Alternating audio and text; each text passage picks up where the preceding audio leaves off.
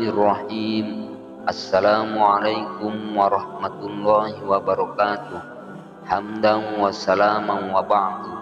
Syukur alhamdulillah kita masih bisa berjumpa lagi di channel ini.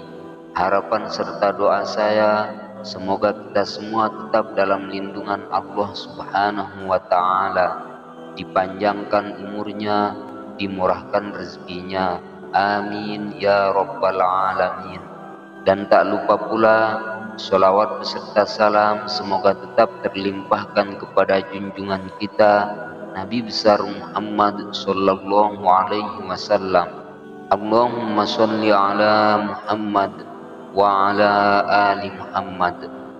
Pemirsa yang dirahmati Allah, sebagaimana yang kita ketahui dari beberapa riwayat bahwasanya berbagai daya dan upaya telah dilakukan oleh orang-orang kafir Quraisy untuk menghalangi dan menghentikan dakwah baginda Rasulullah Shallallahu Alaihi Wasallam, mulai dari memfitnah, menghasut, bahkan sampai mau membunuh beliau. Terkisahlah bahwa ketika Nabi Muhammad Shallallahu Alaihi Wasallam hendak hijrah ke Madinah, orang-orang kafir Quraisy telah merencanakan akan membunuh beliau sebelum berangkat hijrah ke Madinah. Akan tetapi dengan berkat pertolongan Allah Subhanahu wa ta'ala, beliau berhasil lolos dari kepungan kafir Quraisy dan berhasil keluar dari kota Makkah.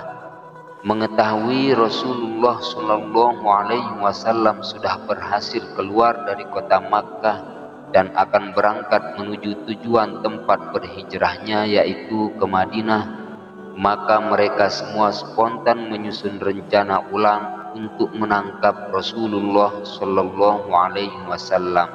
Dan pertemuan tersebut berlangsung di Darun Nadwah.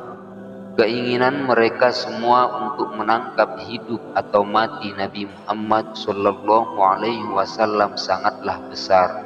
Semua keinginan itu terbukti jelas setelah dengan lantang para pemuka Quraisy mengumumkan guna mengadakan satu sayembara dengan catatan dan perjanjian yang menggiurkan bahwa siapapun yang berhasil menangkap beliau Rasulullah maka akan diberi imbalan sebesar 100 unta, 100 budak perempuan Romawi, dan 100 budak Arab.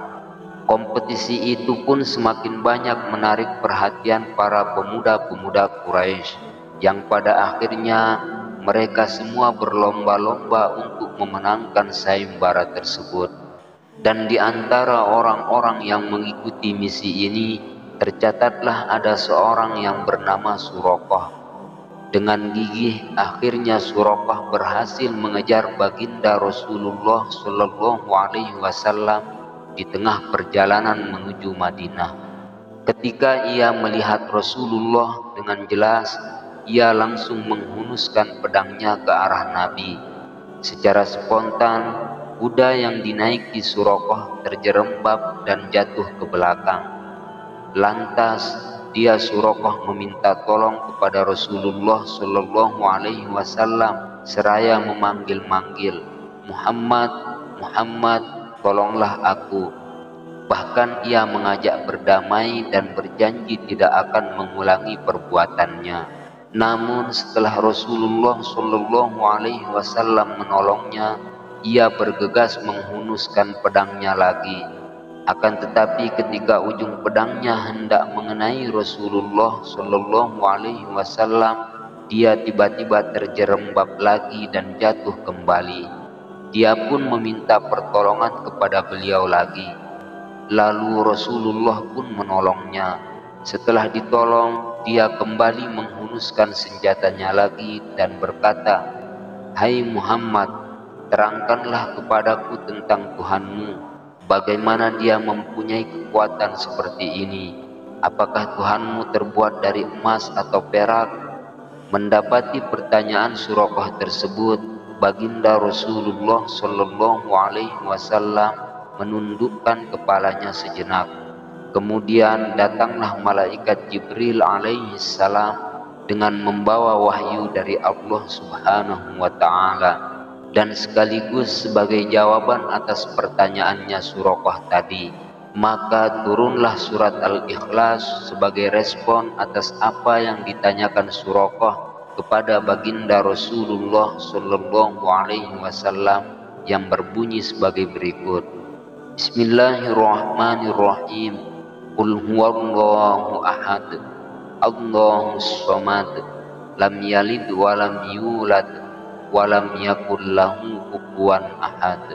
Yang artinya, katakanlah wahai Muhammad, Allah adalah zat yang Maha Esa. Allah adalah zat yang dibutuhkan oleh semua makhluk. Dia tidak melahirkan dan tidak dilahirkan. Tidak ada satupun yang menyamainya. Katakanlah wahai Muhammad, Allah adalah zat yang menciptakan langit dan bumi. Dia telah menciptakan pasangan-pasangan dari kalian dan untuk kalian, dan juga menciptakan pasangan-pasangan dari binatang-binatang ternak. Tidak ada sesuatu pun yang menyamainya. Dia adalah zat yang Maha mendengar dan Maha melihat. Quran Surat Al-Ikhlas ayat 1-4. Pemirsa yang dirahmati Allah, setelah mendengar ucapan Rasulullah Shallallahu Alaihi Wasallam, lalu Suraqah berkata, wahai Rasulullah, tuntunlah aku untuk masuk Islam.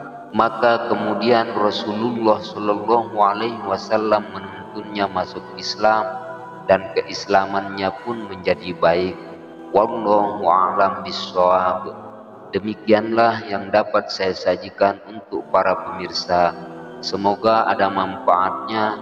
Cukup sekian. Wassalamualaikum warahmatullahi wabarakatuh.